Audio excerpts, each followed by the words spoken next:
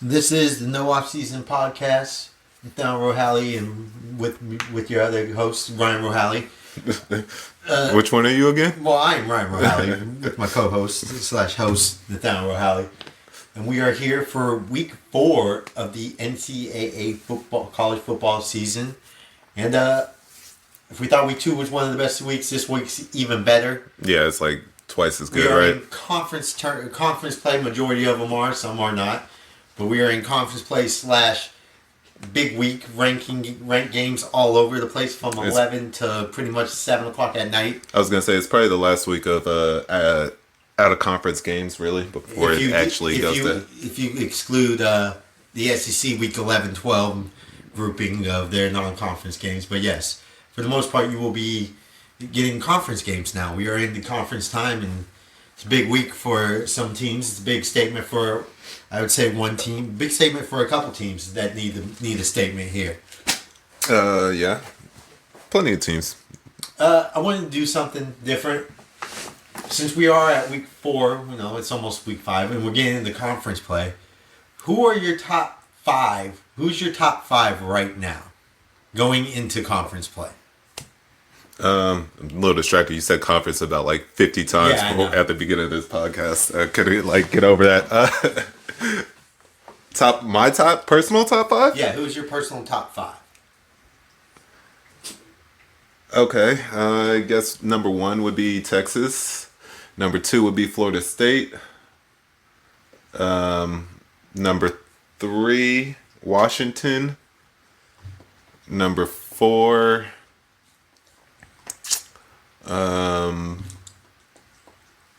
Penn State.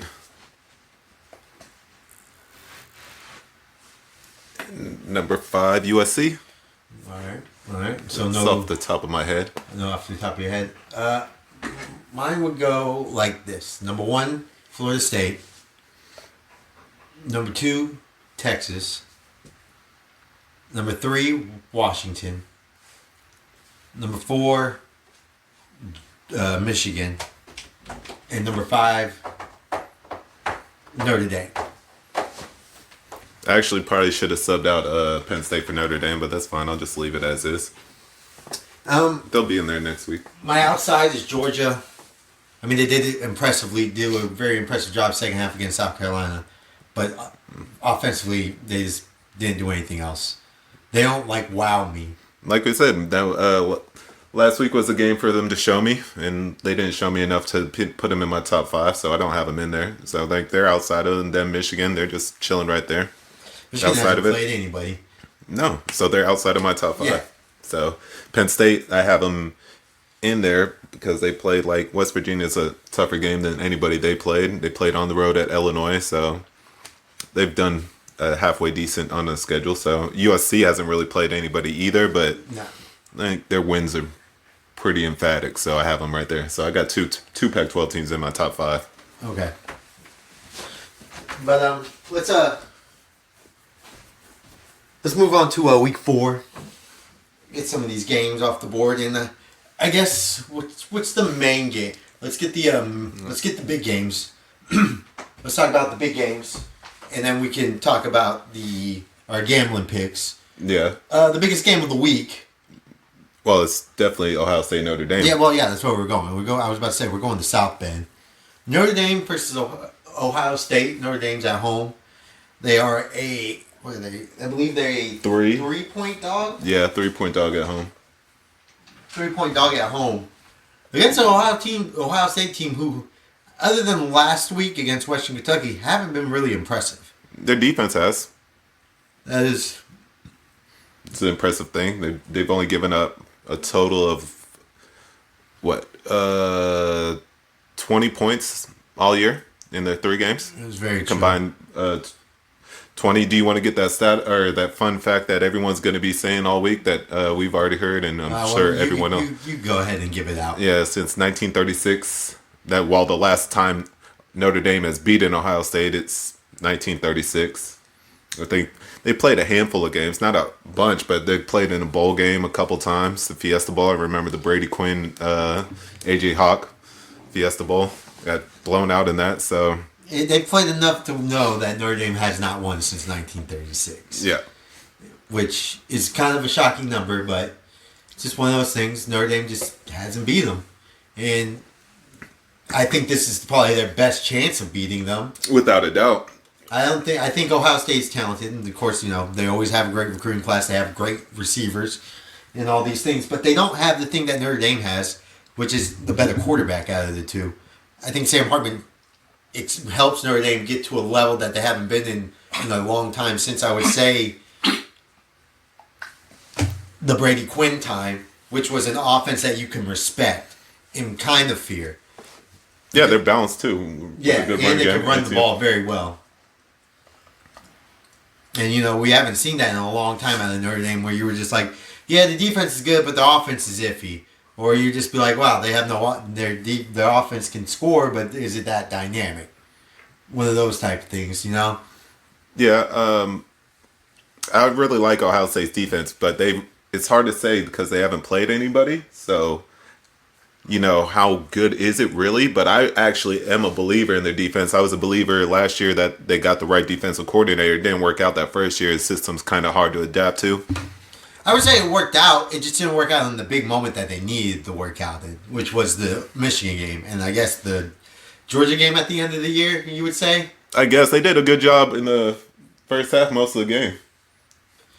Yeah, most of the game. But then once the second half happened, it was just... once things started rolling downhill, they gave up that big play late in that game. Or was it right at the end of the third quarter, that big pass play on third down? Yeah. Kind of broke it open, but they could have easily beat Georgia. Defense is really good. I do have a question about Sam Hartman, though. Has he ever won a big game? What's his biggest win in his career? I mean, somewhere to get to the ACC championship game. I mean...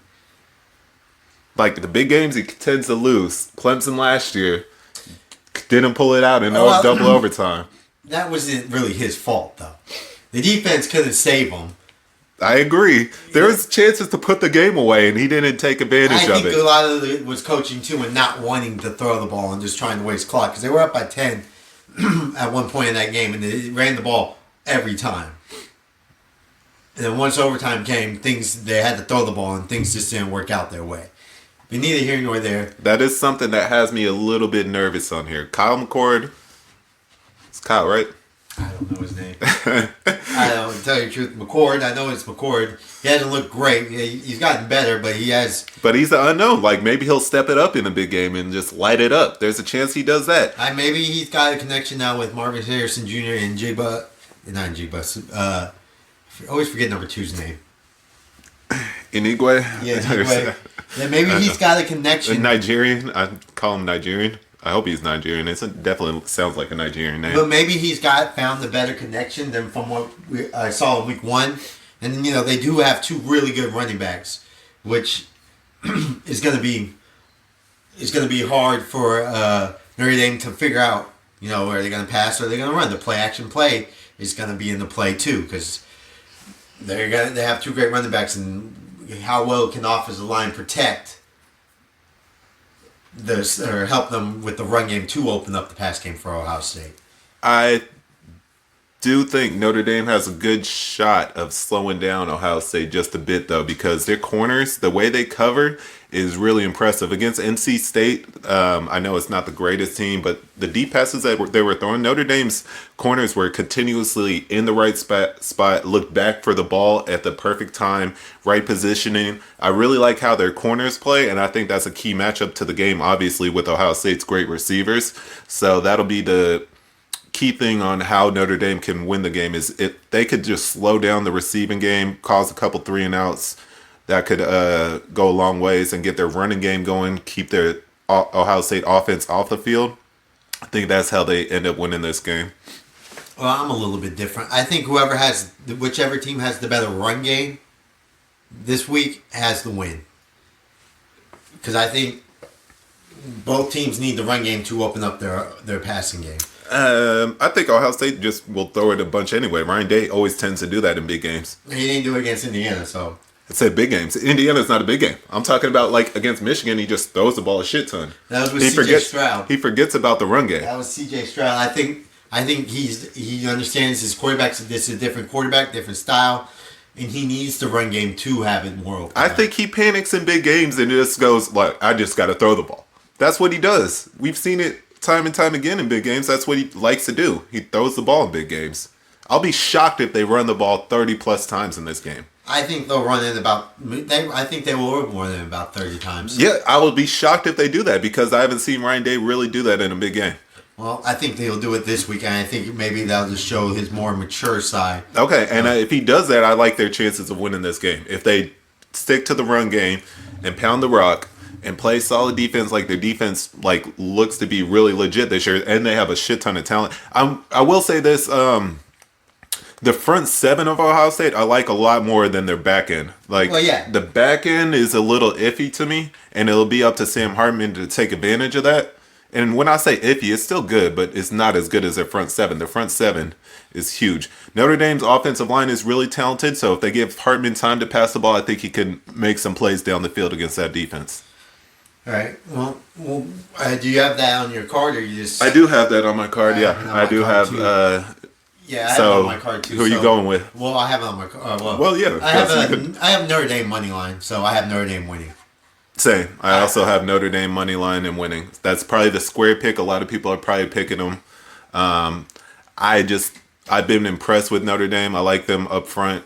Like we said, we broke it kind of down, and I think this is the most talented offensive. This is probably one of the most talented teams that Notre Dame's had, and with Sam, like if they didn't have Sam Hartman, I wouldn't pick Notre Dame.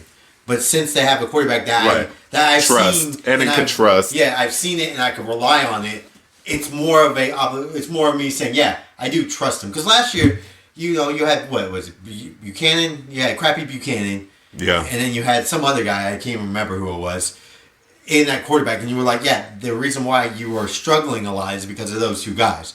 Now with Sam in there, you're like, all right, I do trust your pass game. I do trust that that people are going to question, if we got to stop the run. But if you stop the run, Sam Hartman's going to pick you apart. So there's more of a dynamic in the offense that hasn't been there with Notre Dame for a long time.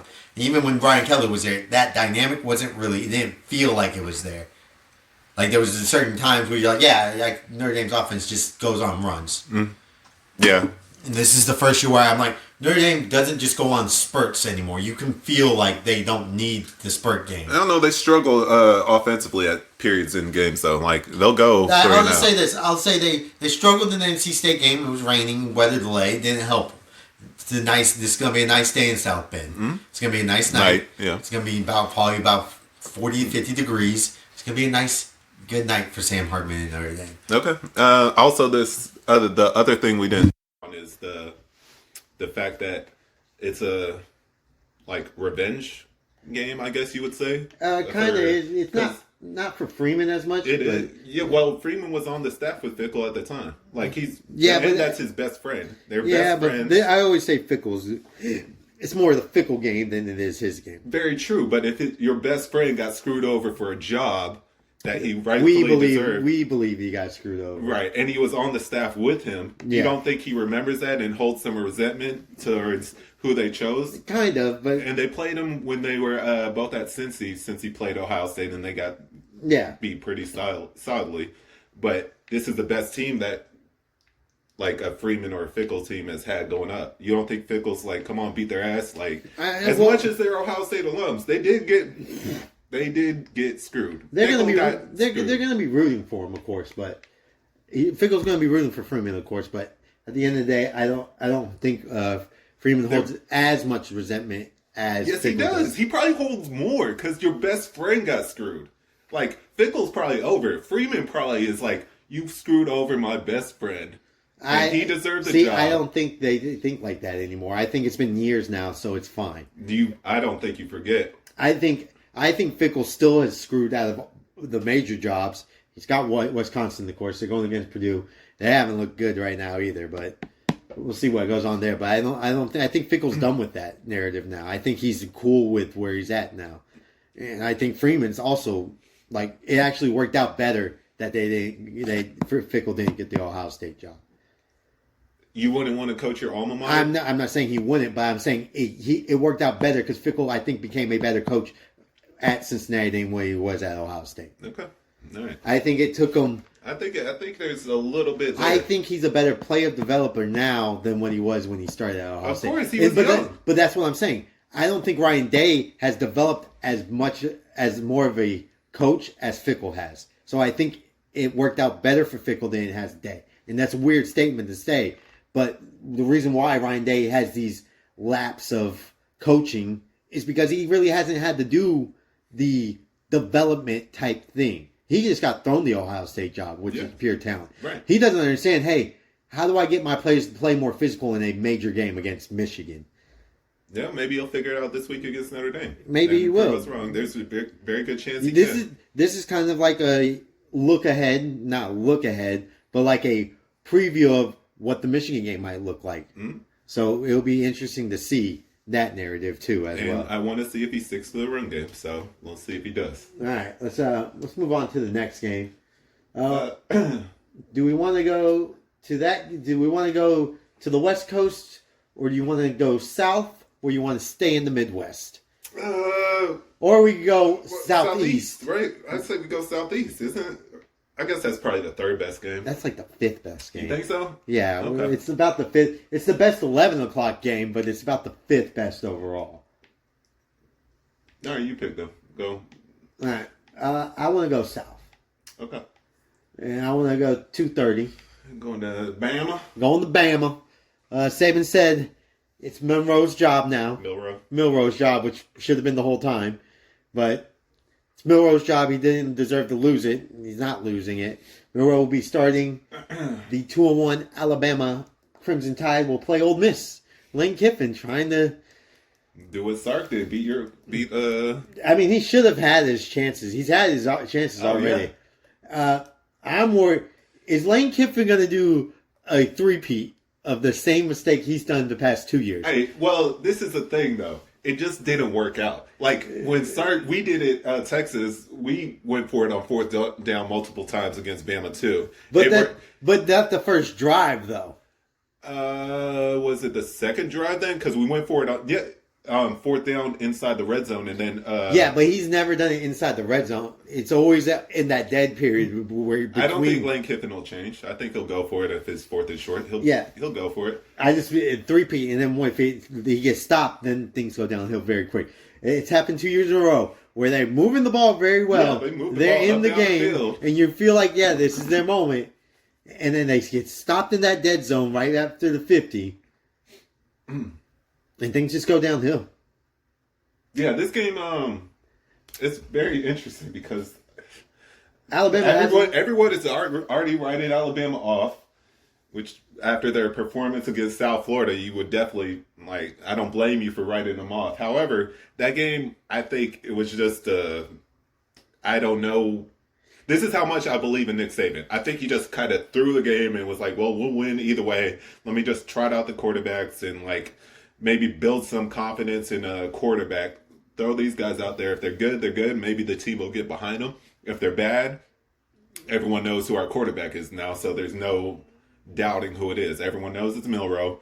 The fans know it. The media knows it now after that performance that they trotted out there with Buchanan and the freshman. Simpson or something like that? Yeah. So all that settled down. No more drama. Bama could just go out and play football. I'll say, and their defense is legit. I'll ask this, though. Who's the leader in their team?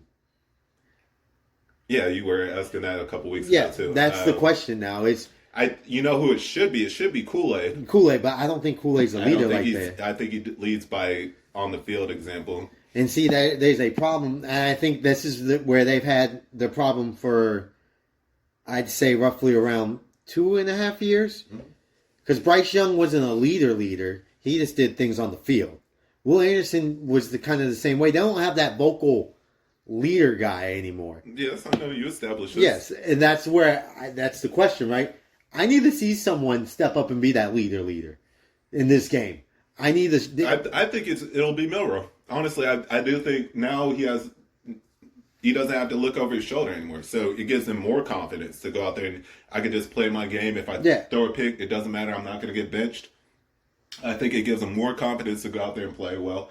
I will say Ole Miss's defense is Oh, legit. Ole Miss's defense has been really good It actually legit. It's been good this year, and I'm going to say that's the Sharks are back. I would say that was more shocking. The Tulane game, they kind of struggled at the beginning. They adjusted, they figured it out, and Tulane didn't really score another touchdown, which was really impressive. They did a good job against Georgia Tech. They gave up a garbage time touchdown at the end of the game against Georgia Tech, which doesn't really matter.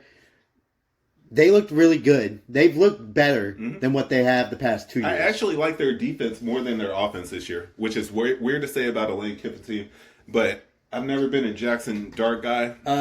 So they're Judon. Is it Judon? Yeah, running back. Yeah, he got hurt. He got banged up last week, which is a little worrisome. Hopefully he's fully healthy because you always want to play the best team. And, I mean, now since Alabama's got one loss, it's a big game for them. It's the start of their conference play in the SEC West. They need this game to win. And if they win this game, I think it skyrockets them back to being the predominant leader. It just settles everything down. Yeah. That's all it does. If they lose, obviously it goes the whole other way and all the... Oh, it goes full 180. It goes back, stays where it's at, even, but 10 times worse in that narrative of... If Alabama didn't have a loss and didn't play like shit against South Florida, I would pick Ole Miss in this game. Every other year, I would pick Ole Miss in this game. That's exactly what I would do. Ole Miss is the better team. That they've shown they have a great defense. However, like the quarterback, not sold on Jackson Dart. I think he'll make a couple mistakes on the road. He tends to do that. He can use his legs to extend plays well. And Bama struggled against the South Florida quarterback. They were letting him get loose, which is but they weren't throwing the ball. Yeah, that was a little wild. They were just letting him run over. So, like, wonder if Lane saw that. And do you ever think Nick Saban's thinking about benching Arnold and maybe putting him at slot instead of the outside corner? Or move him to safety or something? Something different. Because he is struggling on the island out there. And he's going to just be on the island because that's a coverage Saban plays. Yeah. He's just going to have to Kool-Aid plays that left side and Arnold's on that right side. And everybody throws it deep on him. And he does hold a lot. You'll get a pass interference call if you just throw the ball out there. So, it'll be interesting to see. But then again, Alabama doesn't have those deep threats like they've had in the past. They haven't... other than Burton, he's all right, they don't have another receiver that you feel like... They need another receiver to step up. Right. I agree. And Milroe will make a couple plays with his legs, though. Yeah, he will. I'm not saying he won't. But they need a guy. They need a guy to step up. They need to find a receiver, a running back, a tight. They need somebody to step up and make plays for them. Because right now they don't really have playmakers. They have players, but no playmakers on offense. And Tommy Rees, it's his job to put him in the right position. It is Tommy Rees. It's also Tommy Rees' job to find a special type of talent that's definitely on Alabama's team. And utilize McClellan, their running back. I think they need to utilize McClellan a lot more. Like in the screen game, like he's fast, twitchy. Like they need to just get the ball in his hands a little bit more. Yeah. Find more ways to get him the ball. He's pretty much probably their most explosive playmaker. So I would try to do that, honestly, for them. I do not have this on my card, actually. But I am going to go Bama with the win. But I don't have it on my card. I have Bama covering the 6.5. Also, another play I like in this game is the under 55.5. I was looking at the under, but last time I picked the under about that same one, it was looking pretty, and then in the fourth quarter, explosion happened. Right. So it makes me nervous a little bit, but I'll probably end up just sticking with the Bama 6.5. But the underplay is not a bad choice to make on this game because the defenses are so talented. But picking an under in a Lane Kiffin team is never fun though, because like he's gonna keep slinging it. Oh yeah. So I might just stay away and just pick Bama and hope they cover the 6.5. Moving on, you want to go to the 11 o'clock game next, or you want to go to the other game? I want to get this one out of the way. I kind of want to get it out of the way. We're going out west. Pac-12. Colorado versus Oregon. 2:30. Is it 2:30? Yeah, 2:30 game. Oh, that's rough. Was that 11 o'clock Oregon time? Nah, it's 12:30. Yeah. 12:30. I don't know what you want to break down this game or what. Like, I think Oregon beats them pretty handily. I think you think it's a blowout. I don't think it's a blowout. I think they beat them by 2 touchdowns. I don't think they beat him by. I think it's closer than that. I've seen enough of Colorado's offense. I know Hunter's out, but they do have, other than Hunter being out, they have really good receivers that can find ways to get open. Mm-hmm. And now, yes, their offensive line did struggle against Colorado State last What's the week. best defense Colorado's played? Nebraska, Okay, maybe Nebraska. right. Their offense is so bad that the defense looked worse. Yeah, because they kept giving the ball. Yeah, they kept giving Bad- the ball up Bad quickly. spots. Yeah. Oregon's defense is really good. I know Oregon's defense is good. I know Oregon's a good team. You can't tell me that. I have them winning the Pac-12. I do question it, but I've seen Colorado's offense be really good. Against bad defenses. I'm just... Colorado State. I don't care about Colorado State. I'm not talking about Colorado. Yeah. I think their offense is good. I don't think they score 40, but I do think they score... I don't think Oregon covers this game. Actually, I'm just talking myself into it. I didn't have this as a play at all. But fucking, I'm doing the TCU thing all over again. I think Oregon smashes them. I think it's... And then what happened in that game? I know. Colorado won straight up. They won straight up. Prime does a great job of getting his players to play to that level. To get them motivated enough to go up to a level and compete. All right, so this is logically speaking. Colorado, what do they not have? They don't have a lot of depth, right? Yes. They don't Okay. have a great offensive line. They don't have a great defensive line. They have good corners. Linebackers are iffy, and their secondary is all right. So they're coming off of a double overtime game against Colorado State. Yes. So that makes you tired. Like, you're worn out. They had to come back. Now you have to go on the road to one of the toughest environments in all of college football. Yes, but see, here's my counter argument. Name a time where you were so confident in Oregon, they just flipped around and lost. Oh, multiple times. Multiple times. Multiple times. This is one of those games Right. where you could flip around and get the loss. Right. That's what makes me, because I hate backing Bo Nix, because like anytime I trust him, he seems to let me down. So that's always a struggle for me doing it. Again, you're talking about Auburn Bo Nix. This is Oregon I Bo know. Nix. He doesn't really let you down. He let me down last year in a game. I think I had him cover, or I picked him to cover in something like. Yeah, the covering, but did they win? Probably, but like Yeah, that's gambling. Gambling aspect. gambling. We're talking game wise, Yes, though. game wise, like if I pick, Oregon Bo Nix hasn't really let you down at Oregon. no, I agree with wins. Yes, he's won. I think he What game did they lose last year? he was hurt. It was at the back end of the year. He was already hurt. Okay. He lost to Utah? Oregon State. Oh yeah, It was a close game, though. yeah. Oregon State came back from a big deficit. And Yeah, but Bo Nix was hurt at the back end of the season. Okay. He had a leg injury. So I think Oregon will be able to pound the ball, offensive line, do their thing. I'll take it just because it's fun. It's fun to root for like the blowout, and then if it happens and Colorado wins, it's fun to get the shit rubbed back in my face. I have no issue with that, and it'll be cool if they win. That'll be a bigger story for everyone. And then the USC Colorado game will just be the biggest game of the century, pretty much. Not If the they century, win. but It'll get coverage like it. yeah, I know. It'll get coverage like it's the national championship. Right. So that'll be cool too. But I just don't see how Colorado keeps this game close especially because Oregon's done such a good job. They have the recruiting left over for Cristobal of the offensive line, and then they have Dan Lanning's defensive prowess coming from Georgia. Like, it's the best of both worlds, and Colorado's just running into a damn hurricane, tornado, whatever you want to call it, and it's gonna be bad. I think it's going to be closer than what I guess the gambling people say. 7.5 is a little ridiculous, but I do think Colorado will score. I do think Oregon will score. That being said, I got Oregon winning, but it's going to be closer than what the spread gives out. I have this game at like 42-14, 42-17, somewhere around there. I think Colorado can score.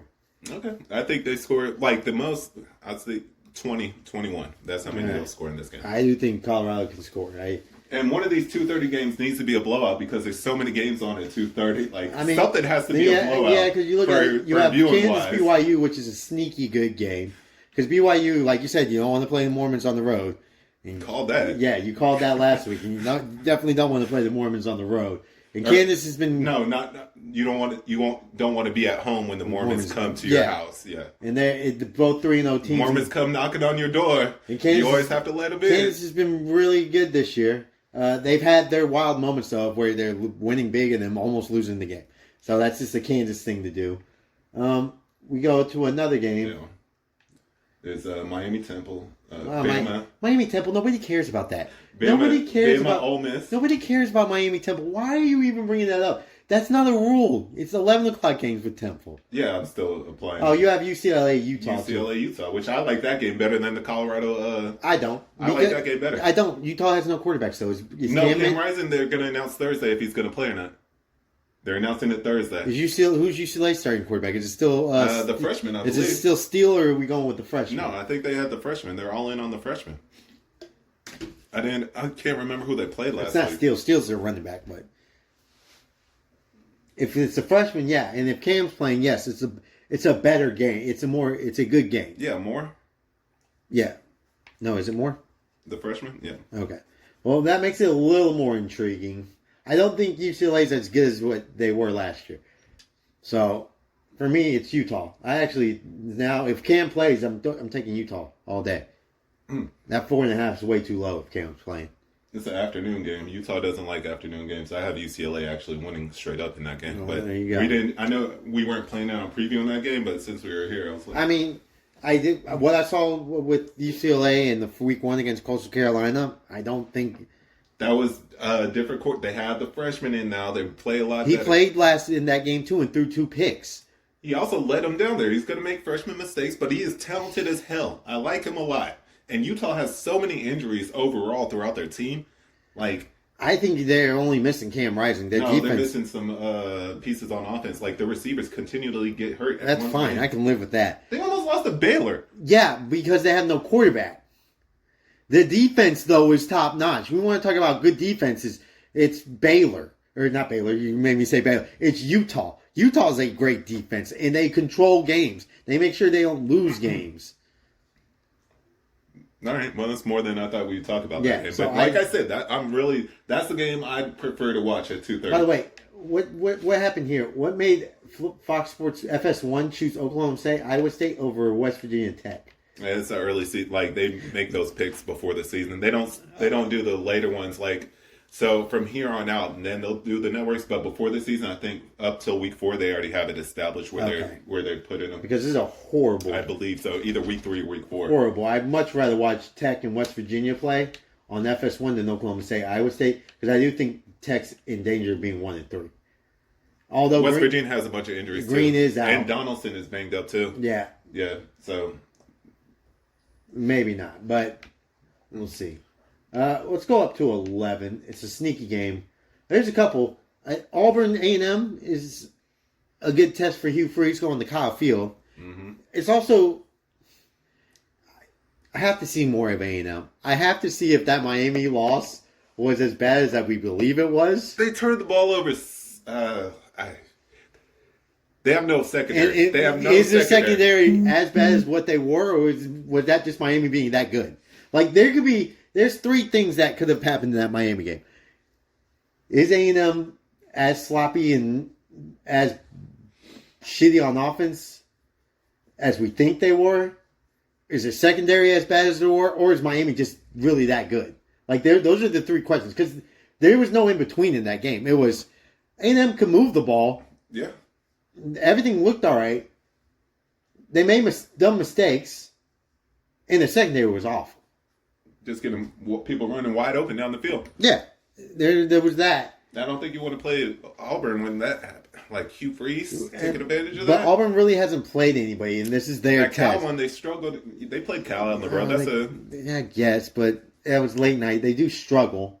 Auburn loves playing at College Station too. So I'm going to watch a lot of this game because I do like Hugh Freeze. Like I said, I am a Hugh Freeze guy. I do think Auburn may be better than what we perceive they were. A lot of people perceived that they were at the beginning of the year.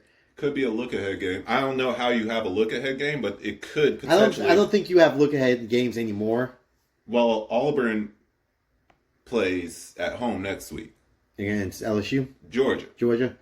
which is fine. I don't think they need to look ahead. I don't think there's any more look aheads because I do think now these games obviously mean a little bit more than like a Charleston Southern, and you're like, oh man, they struggled in the first People half. still look ahead though sometimes. I know, but I don't think they can afford to when they're playing A&M this week. This game is just so weird. I had it on my card. I think I still do have it on my I'm gonna card. take it off though. Oh, I have the over under. Do I have over? I have over because of how bad the secondary was for A&M, and Hugh Freeze is a great offensive scheme guy, so I have the over in that game. So that's that's for me. And I might ride with you on that. And if it doesn't hit, then big ups to A&M. They lose so many.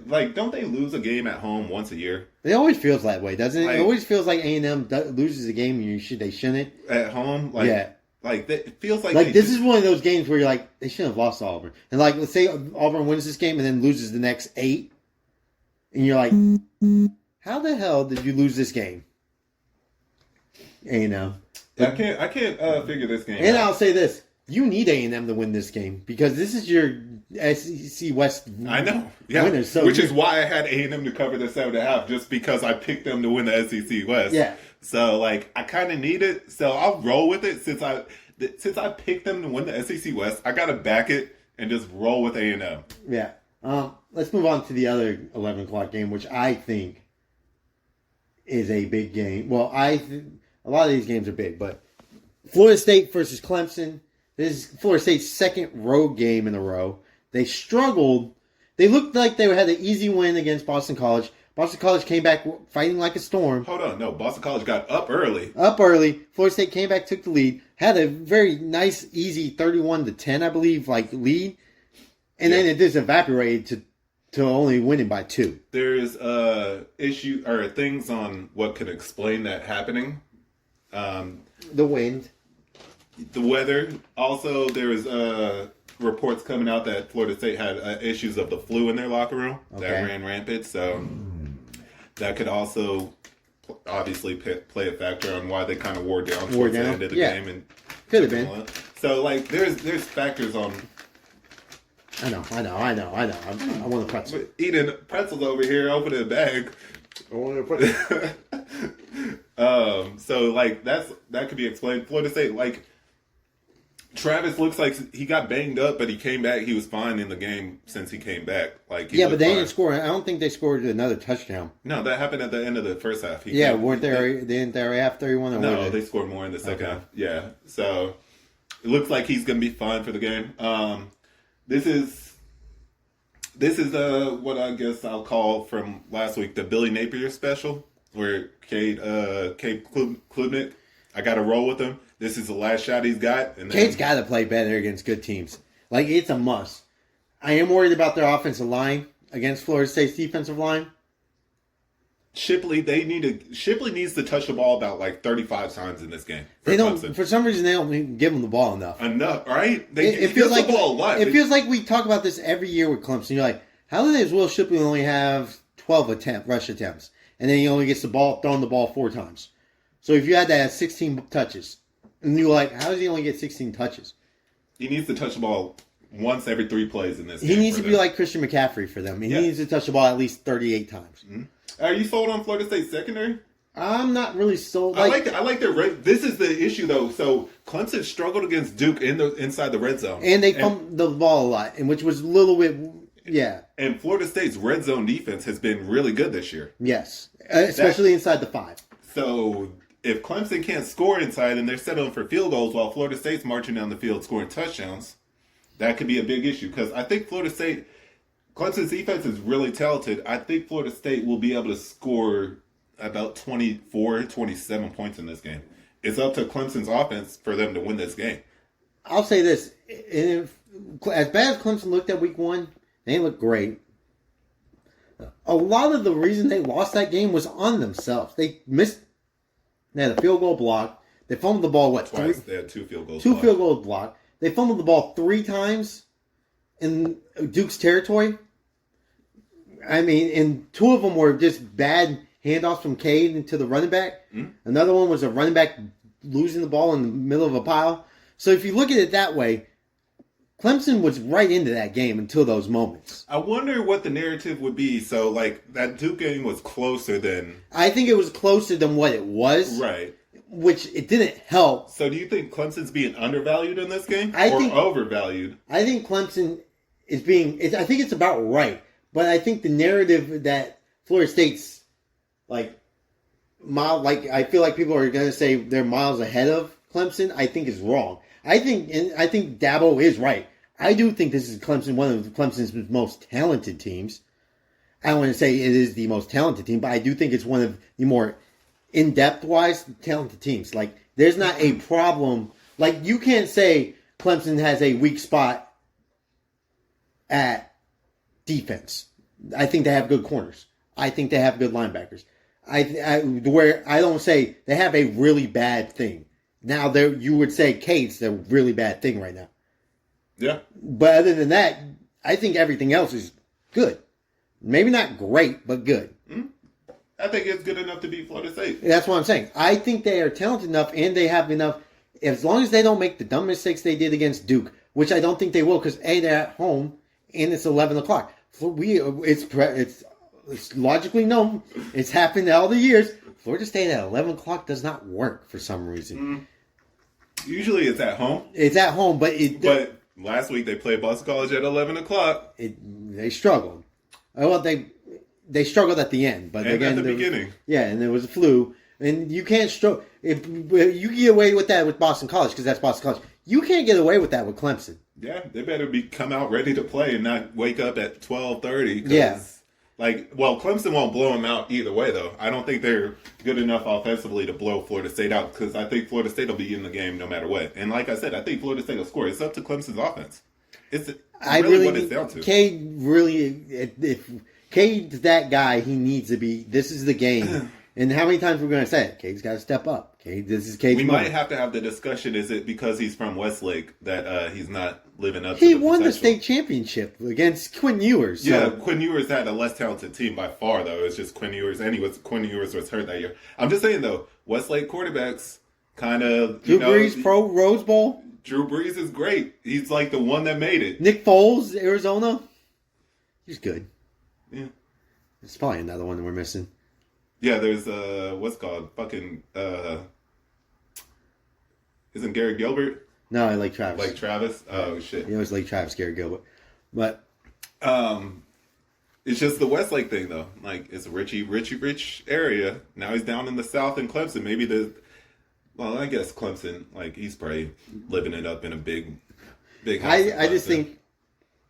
I think this is a time where this game, He's letting the University of Westlake down, or university, high school. I'll say this: if he doesn't step up and make it where I'm like, I feel confident, I'm out on him.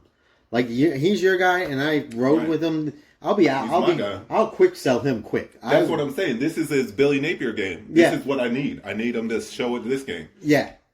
That's what all it is. Like, everyone's already out on him. Everyone was already out on Billy Napier. I need Cade to go out and actually play up to his potential. He needs to be a leader. I need to see the game where I'm like, yeah, that's the reason why. Because people are already saying that I'll they say should have kept DJ. Well, this is what I'm gonna say. This is the reason why they got rid of DJ for you. Because right now he hasn't shown me the reason why they got rid of him over DJ. And I haven't seen it yet. I've seen DJ play better games than Cade.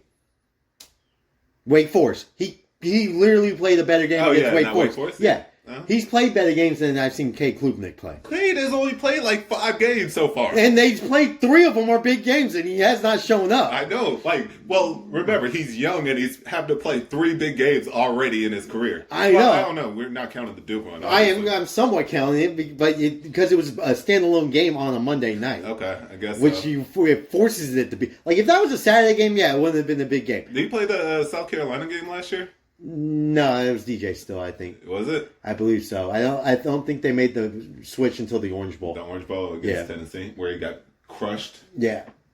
And then even in that game, I kind of, like, he's always had that excuse of that. The Duke game, it was big just for the simple fact that it was a standalone game on a Monday night, and there was nothing else on. If that was just a random Saturday game at 11 o'clock, you wouldn't have cared. Yeah. You would have said something, but it wouldn't have been as big of a deal as what happened on that Monday Well, our night. boy is playing in that game, so of course. Yeah, but it was a Monday night standalone game. All those things going into it.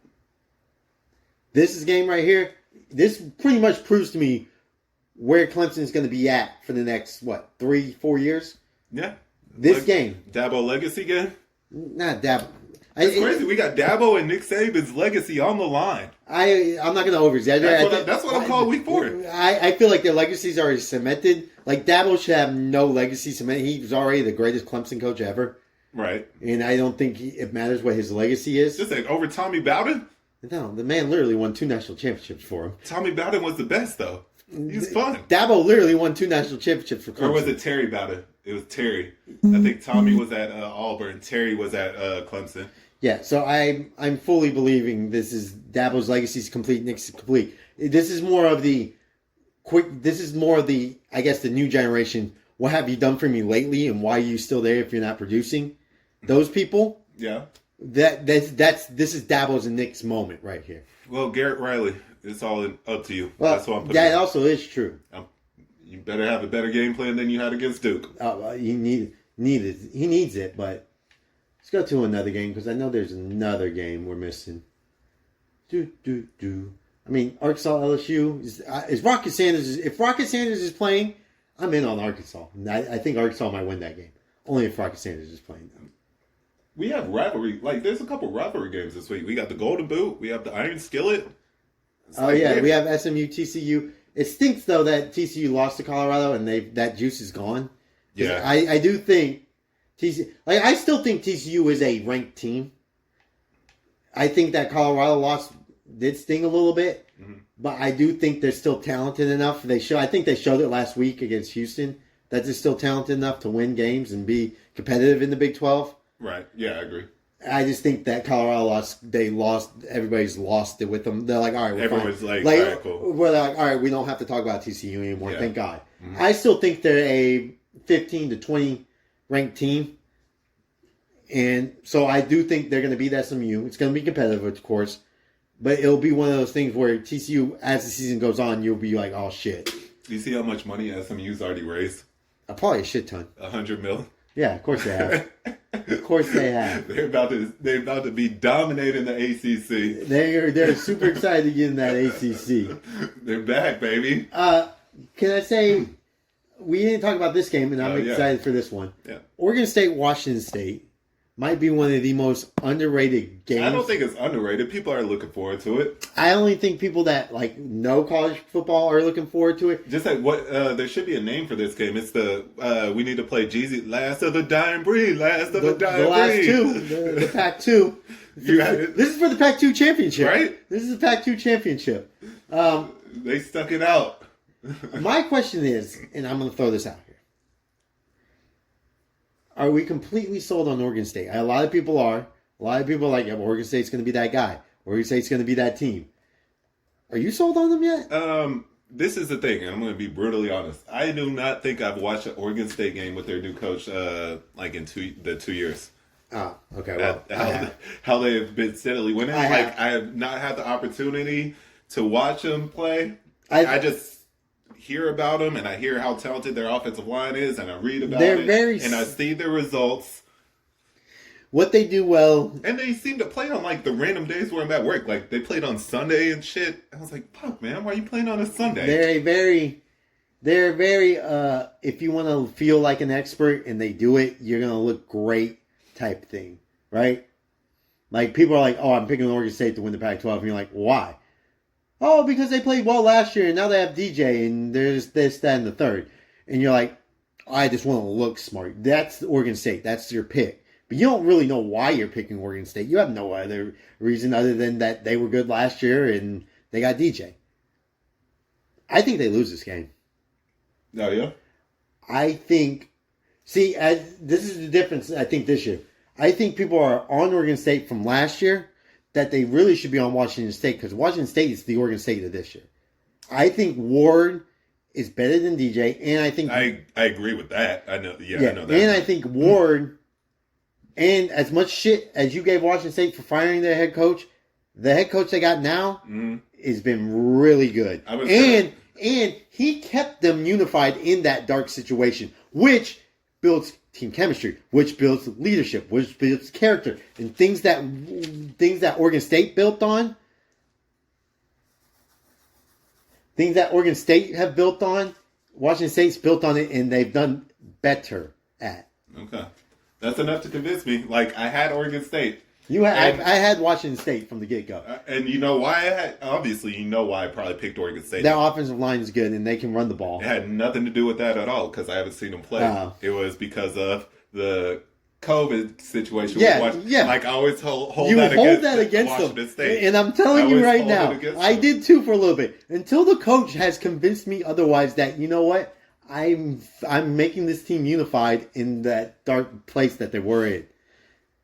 They don't get the talent-wise, but the quarterback they have is really good. I'm going to go back. Because there's something else in this, too. Where, like, all right, like last week we talked, or was it 2 weeks ago, where Wisconsin went to Pullman, Washington. Yeah, and you don't want to play in Pullman. All right, that applies to 95% of college football teams. Oregon State, Corvallis. No one likes going to Corvallis.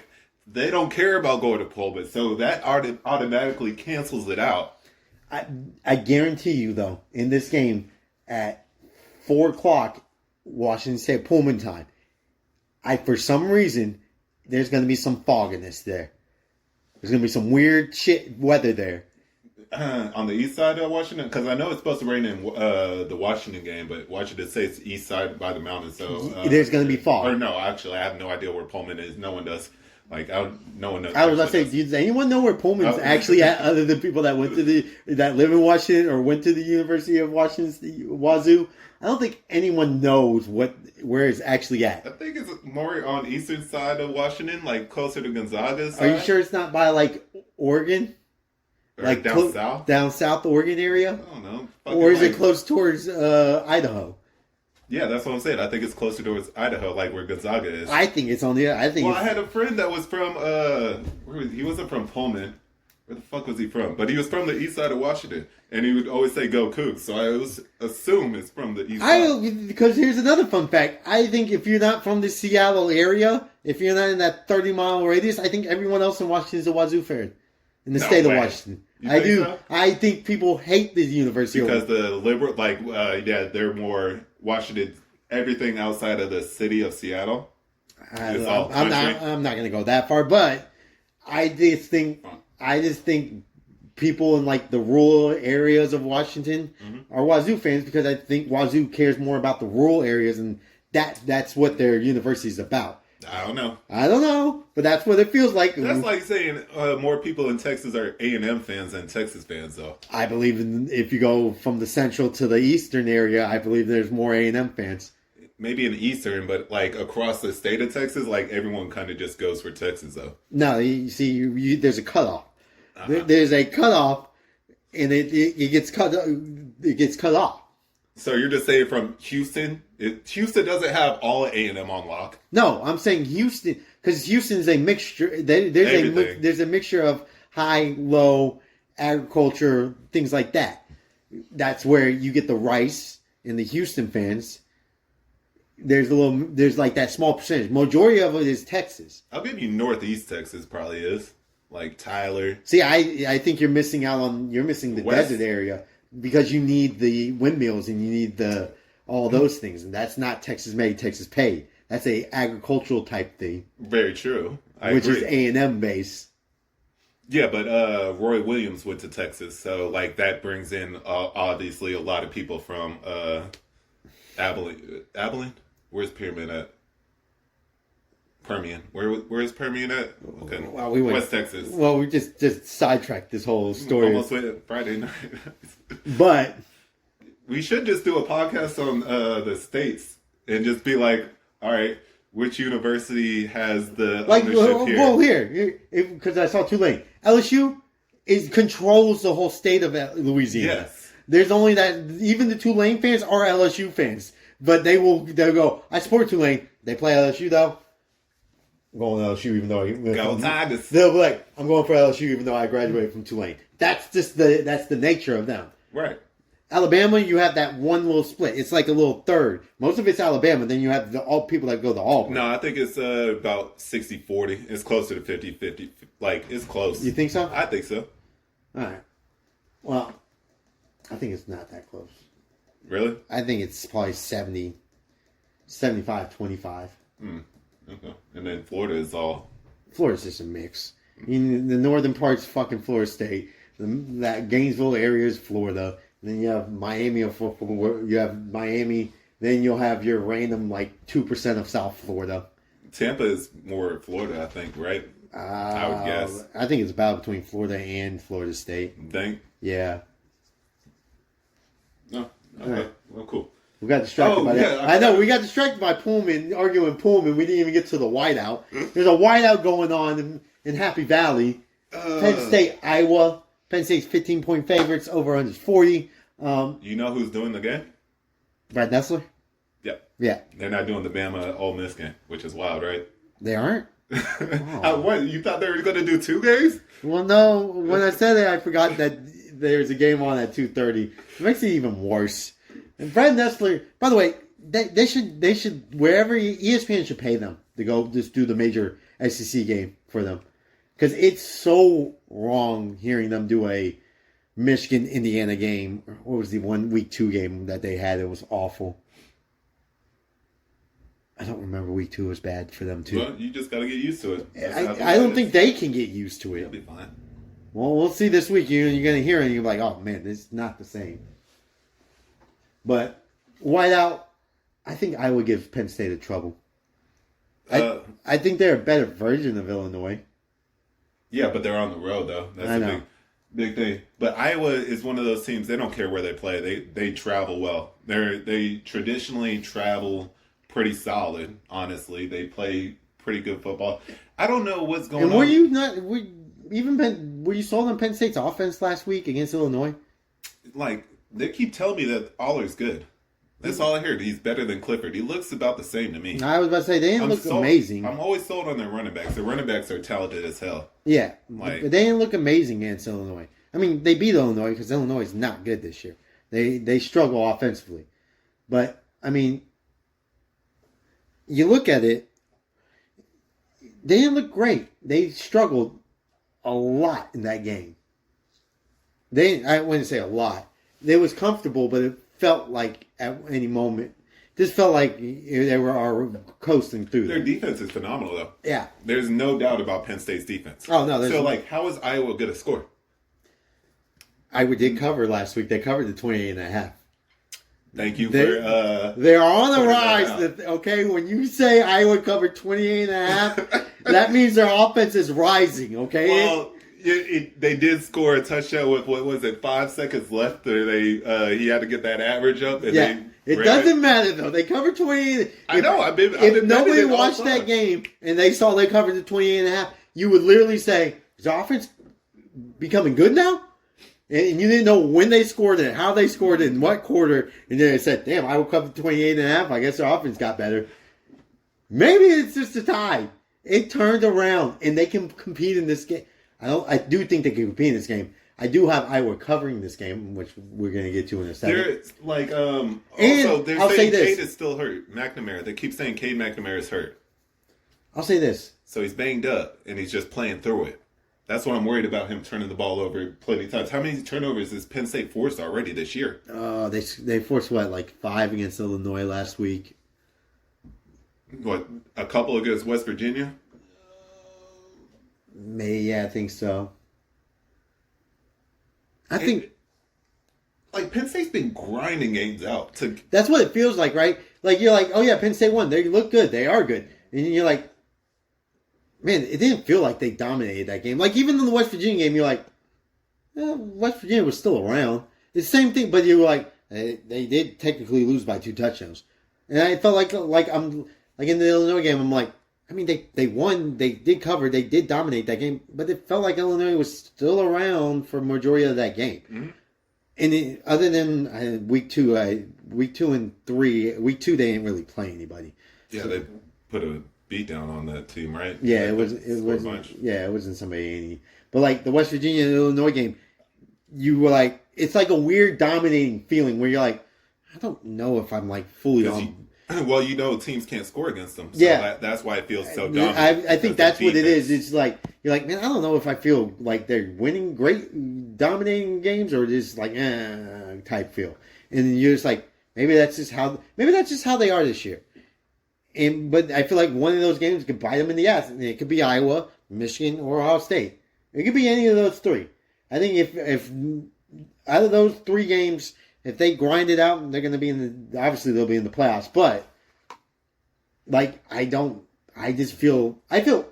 feel like Penn State's how I feel when I come and like say you working with Friars and you get that nasty sticky feel. Oh yeah, fucking that grease film. And then you shit. wash it off, and then you feel 10 times better. Yeah. That's how I feel about Penn State. Like, when I'm watching them, I feel like I'm working on a fryer and working with grease. Then when I take a shower and get clean, I feel great and I won by 14. Or like 20. Or they always cover. Yeah, I won by 20. Mm-hmm. That's how Penn State feels. Watching them, you feel disgusted. And then you look at the score and you're like, oh. It always feels like they should score more than they do. Yeah, you're like they but leave points on the you board. sit there and you're like, oh, I feel a lot better than what I thought I did. Yeah. That's how I feel about Penn State.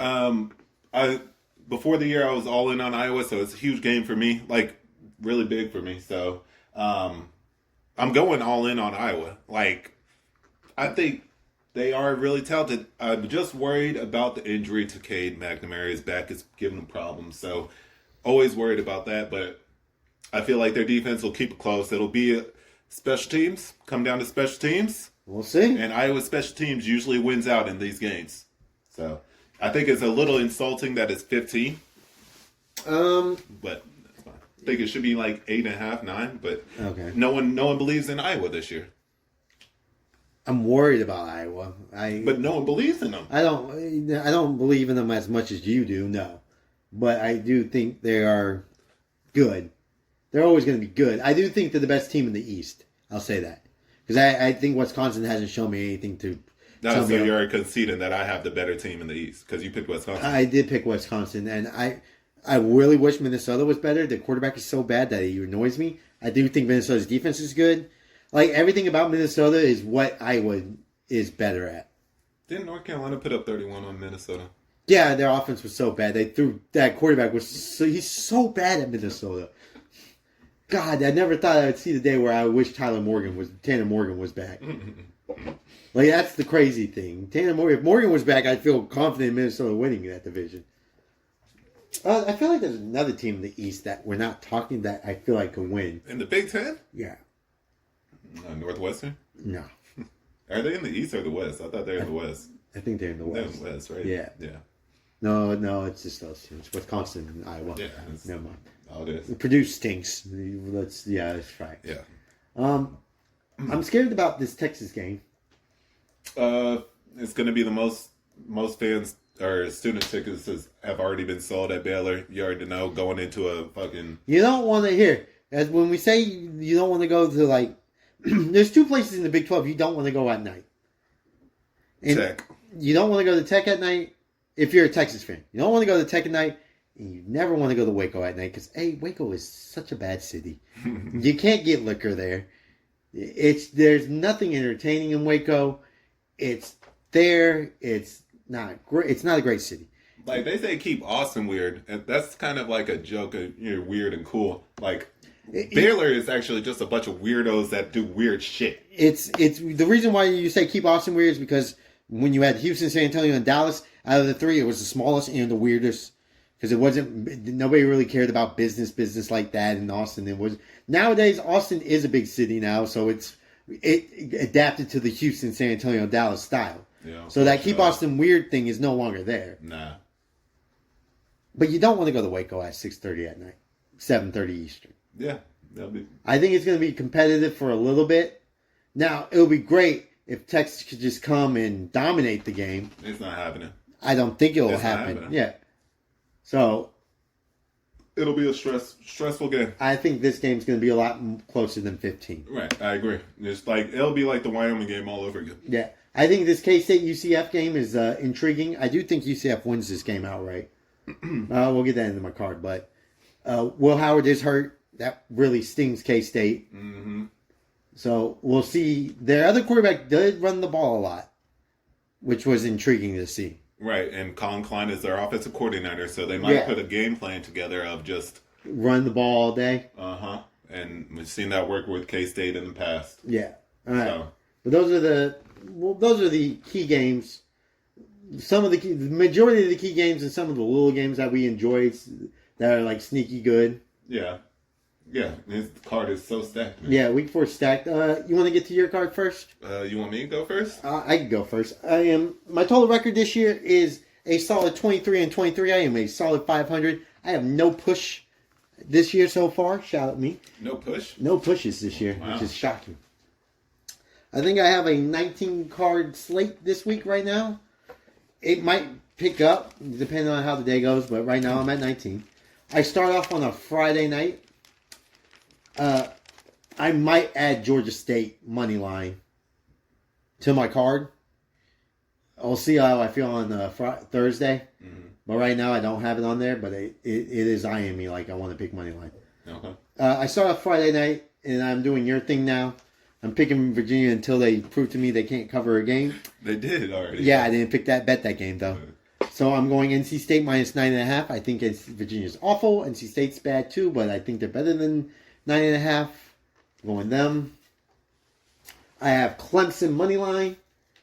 Again, I have Clemson. I just think Clemson is that way. This is my last. I believe in Clemson moment. I think if they lose, I'm out on Clemson. And anytime I question if they're going to win the game, I'm going the opposite way.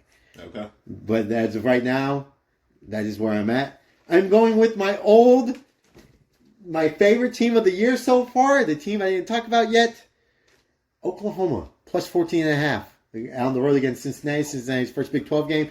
Cincinnati let me down last week, losing straight up at home as a 14-point favorite. They were in the red zone a lot. Don't expect them to be in the red zone a lot against Oklahoma. Oklahoma, all they do is score and play defense right now. Oklahoma's going to be a top 10 team when they play in the Red River. Give me Oklahoma 14.5. I have Auburn A&M over 51.5. Again, Hugh Freeze's offense versus a shitty secondary of A&M. Again, if A&M proves me wrong, good for them. Right now, they didn't prove me. I picked the under against Miami. They didn't prove me right, and they're not going to prove me wrong here.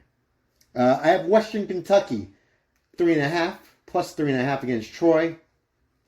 I do think Western Kentucky's still good. I think that Ohio State game was kind of a fluke thing. Ohio State was better than them, obviously. Western Kentucky's still a good bounce back spot. Yeah, they're a better SBC team than what people perceived after that loss against Ohio State. Okay. I have Louisville minus 13.5. Boston College played a tough game against Florida State. Usually that's when things go downhill. They used all their energy against Florida State at home. First road game of the year for Boston College. Red bandana game. Last week was red bandana game. I don't think they're going to do well this week. I think they get blown out pretty big here. I think this is a 41-14 score line. I can see that. I have a Michigan State plus 7.5. It is that time of the year where Maryland does Maryland things. And they struggle. You don't want to play East Lansing. I think Washington is so much better than Michigan State, and I do think Washington is one of the better teams in the nation. I think Michigan State plays a lot better. Even our Michigan State friend that went there he was excited going into the season about Washington playing at Michigan State. He was like, "We're going to beat them," and then come game time, he already knew. Yeah. Like he was before the game. He was like, "Yeah, we're not winning that game." Yeah, Mel Tucker is gone. Obviously, I don't really worry about that much. I don't think Mel Tucker's that good. I think they adjust their offensive style this week, and I do think they cover 7.5. I have the under. I already had the under in this game, by the way. 55.5 Bama Ole Miss. I went to that old well again. I do think Ole Miss's defense is really good. I do think Bama's defense is good. And I don't think Ole Miss offensively isn't as good as what they usually are. Those fourth downs. It's going to come down to those fourth downs if they convert or not. So honestly. I'm going to go with the under there. I have Wyoming minus 3. Back home playing, I think they're playing, who are they playing? They're playing somebody. Obviously they're playing somebody. App State. Yeah, they're playing App State. elevation game. Wyoming is the 4 games the 30 games in, they've been playing very well. They're a good home team as well. Give me Wyoming. Give me Arkansas plus 17.5. If Roger Sanders plays this game, there's a chance they win this game. If he doesn't play, I might take that off my board. Wazoo money line. Again, I talked about it beforehand. I do think Wazoo's the sexy Oregon State from last year to this year. I have Iowa plus 15. I just don't think Iowa gets blown out. I know it's whiteout. It's the whiteout game in Penn State. I know people always say it's one of the greatest spectacles in the world. It's one of the toughest places to play. For some reason, to me, I feel like they always lose a whiteout game. I don't know if they have or not. Didn't they lose to Ohio State? That's the one that comes to mind. mind. They lost to Ohio State. I think they lost to Michigan when they did the whiteout. So, it's against Iowa, but yeah, I have Iowa plus 15. I have Notre Dame money line. Let's go Sam Hartman. I have no explanation for that. I have South Carolina minus 6.5. I don't think Mississippi State's good. I think their offense is dog shit. Their defense isn't good. Spencer Rattler played well, so give me South Carolina 6.5. I have North Carolina minus 7.5. Pittsburgh is really bad this year, guys. They're bad. They might be making a change at quarterback, though. I don't care. That makes it even worse, Paul. Okay. Bad. I have UCF plus 4.5 against K-State. Will Howard might be out. That makes them even worse. That makes their offense worse. I do like UCF. They're the sneaky, sexy team in the Big 12 that everybody loves hating. I have Washington minus 21 against California. Washington just scores. That's all they do. I have Fresno State minus 27.5 against Kent State. A MAC team going to the West Coast against a team that's really good, that should be ranked. Give me Fresno State. I do have Arizona State's team total under when it comes out. They're on their third string quarterback. That's all you need to say about Arizona. That's all you need to say about Arizona State. When they're on the third string quarterback and they gave up almost 10 turnovers against Fresno, USC has way more talent. That might even pick them to minus 35 for USC in that game. And then my last one, I have Hawaii minus 3. I don't know why, just because. Yeah, little late night action. Yeah. From the islands. Go. Right. Time for yours. And what is your record so far? I know you don't have week ones. Yeah, I don't have week 1. So this is just combined week 2 and week 3. I'm a solid 19-19. Oh, no pushes for you. We're both 500. I'm trying to get over this guy, blessed. Hey, they would say this if you're sharp, you're over 51%. Yeah. So we're right around the sharp area. Yeah. As long as you're 500, you're good. I guess so, but it's still, you want that number to be like a couple. Like you would always dream of 60%. Oh yeah, shit. But yeah. if you can get if I end the year at 52%, I can say I'm a sharp. That's fine, and I'm up on units too, so this isn't even including units. Like I'm doing pretty well off on that. So, all right, here we go with the Nate card for the week. Why'd you say it like that? Because I'm nervous about my card this week. All right, I got Clemson covering. We talked about the Florida State game. I have I'm gonna take them straight up money line to win that game. I have to just back A&M at 7.5. I really don't want to, honestly. But I'm going to back A&M one last time. Give it one last go. Got Michigan covering the 24 against Rutgers. Finally going to cover a game because guess who's Bizak? Oh, yeah, we forgot to mention that. Jim's back. Bizak? I forgot Jim is back. Yeah, so that's why I'm going with that. I have Oklahoma at 14.5 with a question mark next to it, so I'm going to leave that play off. I'm not going to play Oklahoma on the road against You're not Cincinnati. riding with my dogs? I'm not riding with them. I just need to see it, and I'll just let it be. I'll lose money. You're not a believer yet? I You know what? I'm a huge believer in them. The worst part is I'm not going to pick them against Texas. I'm doing my ritual in that game, but I am a believer in Oklahoma this year. I do think they're really talented. I have TCU winning the Iron Skillet and covering the 6.5 against SMU. Okay. I have Marshall. Oh, I had that, but I did not. I hate that number. Covering the 5 against Vatech because I hated that number. keep betting against Virginia Tech. Keep winning bets. That's the motto. That's how it's going. Give me Northern Illinois minus 3. Add that back to my card. I can't do it. What, you doing I'm the back to Marshall? Marshall. I had it and I'm adding it. Yeah, like it's just been hitting all the time, betting against Virginia Tech. So I got to keep playing it. I'm adding it. Keep playing the You hits. convinced me to add that. Keep playing the hits. I have Northern Illinois Oh, we got some action. 3.5 against Tulsa. Tulsa's played tough teams. They've gotten blown out by tough teams. So, like, this could come back to bite me in the ass, but I actually just don't think Tulsa is very good this year. So, give me a Tulsa going to Northern Illinois. Got Louisville covering the 13.5. I've bet Louisville every single week this year. It's not gone well for me, but like you said earlier, it's a come down game off the red bandana and playing Florida State. I have a BYU Kansas over 54.5. I will not play a side in that game because you can. I hate the number 8.5. Who makes that number? Like, if I was actually going to play a side, I might just pick BYU money line in the game, and I might pull the trigger on it come game day. But right now, just give me the over. I also have Michigan State plus 7.5 because it's that time of the year, which is not good. Made me nervous when you picked it. So we're both going all in on that because we're like, Maryland loses these games every year. We might be a game off. That's probably what's going to be. That's the worst part. Because if we're a game off, let's say Maryland plays like Ohio State next week. We're a game off. And I'm just going to stay away from it next week because of what happened this week. Yeah. So it just seems like it's that game. So we obviously thought the same on that. And then give me my traditional Temple at home against covering the 24. They love covering at home. Shit, it's down to 23.5. See, fucking people are putting bets on my Temple team. It's gone down to 23.5, but either way, Temple at home, I traditionally pick them to cover, so I have to. Alabama covering the 7. It's 6.5. 6.5, even better. Texas Tech, West Virginia, under 55. They keep giving me these big numbers in these Tech and West Virginia games for some reason. They don't really score as much as you think. It's more defensive, so I love the under in that game, especially with the quarterback being out, Green being out for West Virginia. UCLA money line straight up against Utah. I might take the points, but I'll probably do both. Got Rice minus 2.5 against South Florida.